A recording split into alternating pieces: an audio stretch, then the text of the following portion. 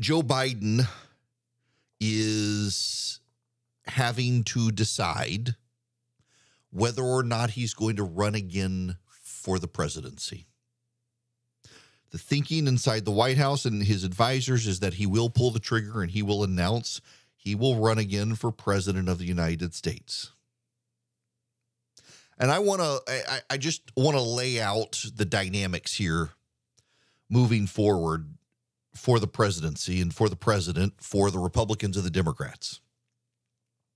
We have good economic news today. The end of 2022 ended with the economic growth of 2.9%. It's higher than what economists had expected. It means the economy is not in a recession, even as people are thinking we may head towards a recession. It's good news for the president that the economy was surging ahead.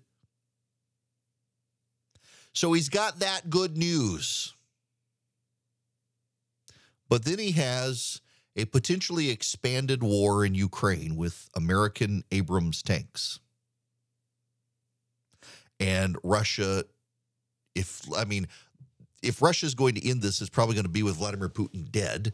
And that's going to destabilize Europe. It's going to destabilize Russia. We're going to have to deal with that. Or maybe the Russians even get more aggressive in Ukraine. The Russians are clamoring, and I've got to say, I've gotten emails from people about the Ukraine situation. Oh, this is just going to provoke Russia. It's going to provoke Russia. I don't give a damn about the Russians. The Russians are the ones who invaded. You either stop them or embolden them. You don't give in to the bully. I'm sorry. Some people are scared of the Russians. Oh, the Russians have not been able to hold up against the Ukrainians. You really think they're going to hold up against us? Oh, but they have nukes. And the bully has a fist and he will punch you. So should you just take the punch? No. But Biden has to navigate this. He's got to navigate the Turks. The Turks are now saying they don't want the Swedes to come into NATO because of a Islamic Quran burning in Stockholm. The Swedes are involved in the diplomacy there. The Biden team is involved. You've got the Iranian situation. You got the Saudi situation. You got the Chinese. Let's not forget the North Koreans are still out there too. You got all of that. Comes with the territory. It comes with the territory of being the president of the United States. But it comes with the territory of being the president of the United States, and he is already 80 years old and is showing his age. You got to deal with the diplomatic ties in Europe over the IRA, that is the Inflation Reduction Act, that did not reduce inflation. The Europeans are mad at it. You got to keep them on our side. And on top of all of that, you got to deal with the Republicans in Congress. And guess what? The debt ceiling fight is coming.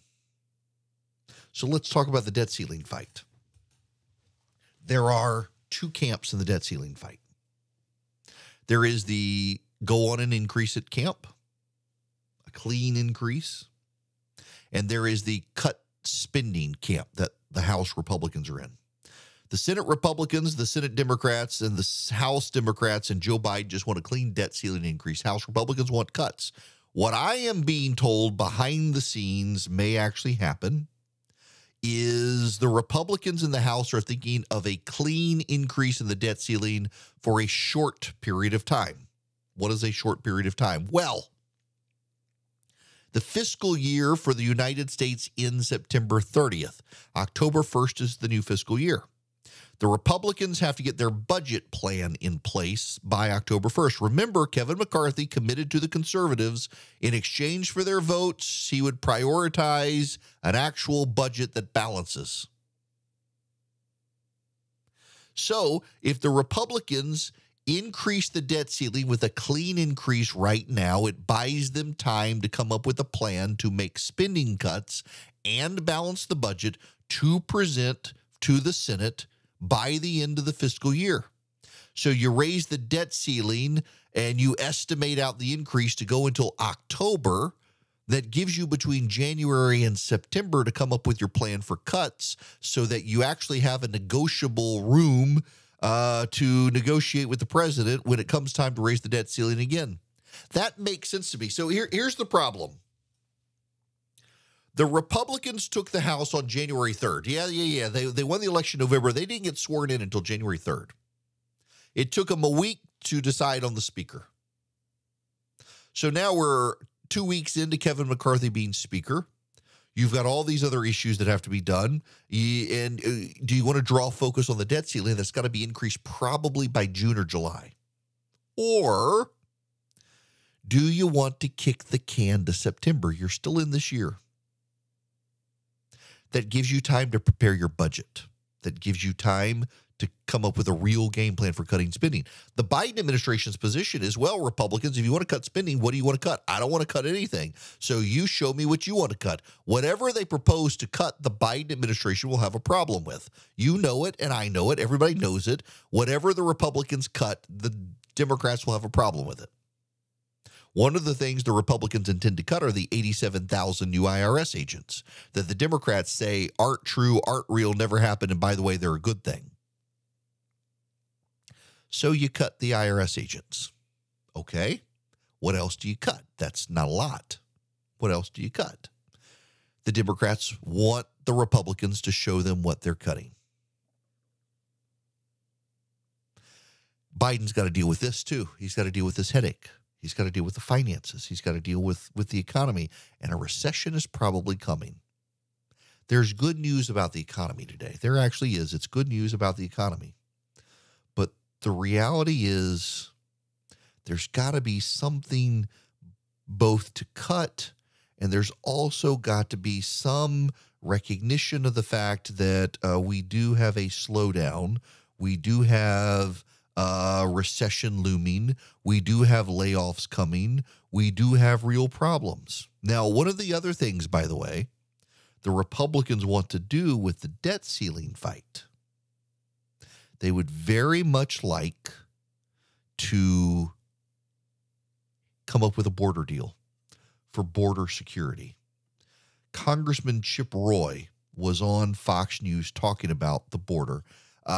This is a lengthy clip. I don't want to play all of it, but let me play you some of this clip on Fox News. What we're seeing in South Texas with the continued expansion of cartels, we're now seeing, murders by the hands of cartels, fentanyl pouring into our communities. This is the same old story a lot of us have been now saying for the last 2 years, and now the Biden administration is going to double down on policies using parole, which is supposed to be a case-by-case authority, to now say that they're going to take people from certain countries, bring them into the United States under that with a sort of get by, don't go past go, come straight into the United States, and they're going to get a path to a visa. Meanwhile, they're going to be then turning away people at the border and from those countries, but they're going to bypass the border and bring them straight into the United States. That's the kind of games they're playing, and that's the games they've been playing. This is why I introduced H.R. 29. That's why Majority Leader Scalise made it one of our priorities, because we need to detain or turn away. That's what we need to do to change the policies at the border. And Republicans have got to get with the program and understand what it means to actually do something about it instead of speaking about it. It is our time to act. You got to use the debt ceiling fight, the spending fight, and actually we're going to have to do what the Senate didn't do when Mitch McConnell capitulated to Democrats in December and took away our leverage. Now we're going to have to use the debt ceiling and the spending fight in September to demand that Biden do the right thing, and H.R. 29 is the right path forward. That's Chip Roy. Friend of the show, friend of mine, should be coming to the conference in August. He wants to use the debt ceiling and the spending fight to deal with the border, and he's not wrong on that. It makes a ton of sense to do. Larry Kudlow was on Fox News talking about the debt ceiling and the spending. Those Democrats will do anything, lying through their teeth. I mean this sincerely. I don't like to use that word, but these are just false charges. That's why I said, whoa, false that's not charges. Like you to use that word. Look, I asked Kevin McCarthy directly. Okay. All right. And he made the answers. All right. It was written. The Wall Street Journal is reporting this. I mean, come on. You're telling me at a 24% of gross domestic product, out of a bill of $1.7 trillion, we've increased spending by $4 trillion in Biden's first 2 years. He's got $5 trillion in additional borrowing, debt, in other words. Mm-hmm. We can't find a penny on the dollar to cut. I mean, the Republicans are so totally right to say no debt ceiling to finance even more spending. Yes. So what's Biden going to do? It's going to be an interesting fight coming forward. He's got a lot on his plate. Meanwhile, the Republicans have their own problems moving into 2024. Where do you go forward? Nikki Haley is starting a finance committee that suggests she's going to run for president of the United States. Mike Pompeo has a book coming out. He says he's going to be thinking about it for the next few months. He's probably going to run. Mike Pence looks like he's going to run. He's making the rounds. Ron DeSantis obviously looks like he's going to run. Kristi Noem looks like she's going to run. Those are your major contenders. And then Tim Scott possibly in the Senate. He had his book come out.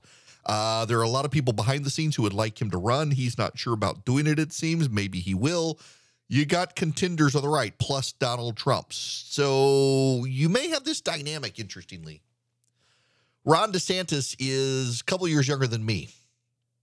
I think he's 42 years old. You may have a 44-year-old Republican running against an 82-year-old Democrat. Kind of like those odds in terms of energy and stamina. Did y'all see the video of DeSantis? He was at Kansas City for the Jaguars game, and the Kansas City Chiefs fans heralded him like he was some conquering hero. I mean, the Kansas team, the Missouri, those people, they heralded him as if he was some sort of conquering champion.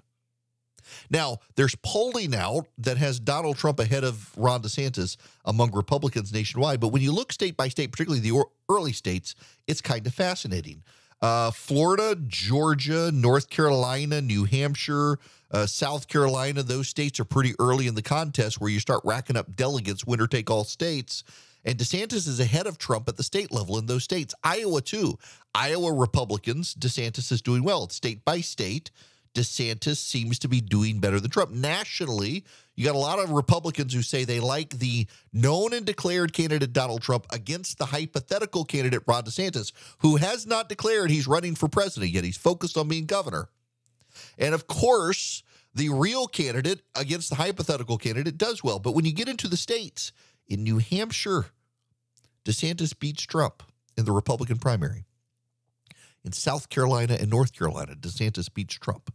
In Georgia, DeSantis beats Trump. In Iowa, DeSantis beats Trump. In Florida, DeSantis beats Trump. That gives DeSantis, if he was able to pull this off, real momentum in a 2024 contest. And by the way, I know that you're thinking, my gosh, Erickson. I mean, the election's not even until November of next year. Don't look now, folks. But the Iowa caucus is less than a year away now. New Hampshire is a year away, assuming the Republicans keep the same schedule. We are within a year of the first votes for the presidency of the United States for the Republican nomination. They're going to start making their claims known very soon as to whether or not they're going to run. And every single person thinks DeSantis is actually going to run. And right now, at the national polling level, Donald Trump kicks his butt. At the state-by-state level, for the early states in the Republican contest, a hypothetical DeSantis, who hasn't announced he's running for president, is already dominating everyone else, including the former president. That shows you where momentum in this race heads in those early contests. And right now, that momentum is his. I don't know whether he can maintain it or not. Other candidates are about to declare themselves, and declared candidates tend to poll better than hypothetical candidates. But we're within a year of those hypotheticals becoming realities as people show up to vote in Iowa within 365 days.